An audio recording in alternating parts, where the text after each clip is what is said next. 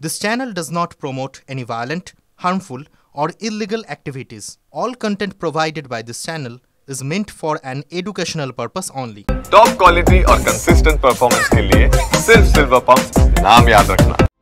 Iran ও ইসরায়েলের মধ্যে যুদ্ধ পরিস্থিতি ক্রমশ ভয়াবহ হচ্ছে। 4 দিন কেটে গেলেও থামছে না হামলা পাল্টা হামলা। রবিবার ইরানের রেভলিউশনারি গার্ডের গোয়েন্দা প্রধান মোহাম্মদ কাজেমের মৃত্যু হয়েছে ইসরায়েলি হামলায়। আর এবার ইসরায়েলের প্রেসিডেন্ট বেঞ্জামিন নেতানিয়াহুর গলায় যে হুঁশিয়ারি শোনা গেল তাতে পরিস্থিতি আরও খারাপ হতে পারে বলে আশঙ্কা করা হচ্ছে। ইরানের সুপ্রিম লিডার আয়াতুল্লাহ আলী খামেনেইকে হত্যার কথা বলেছেন নেতানিয়াহু। সূত্রের খবর, বর্তমানে কোনো এক অজ্ঞাত জায়গায় বাংকারের ভেতরে লুকিয়ে রয়েছেন খামেনেই।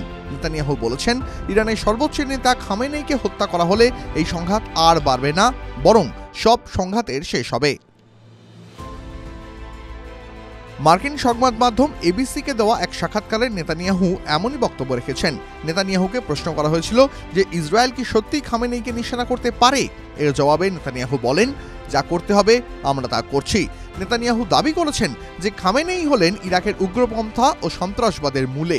যদি তাকে সরানো হয় তাহলে এই সংঘাত বন্ধ হয়ে যাবে।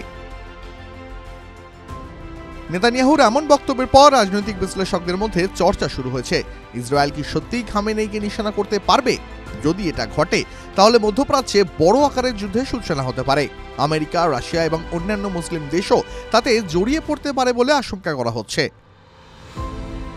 খামেনেই ইরানের রাজনীতি এবং সেনাবাহিনীর সর্বোচ্চ নেতা। তার উপর আক্রমণ হলে পুরো ইরানের শাসন ব্যবস্থার উপর সরাসরি আক্রমণ হিসাবে গণ্য হবে।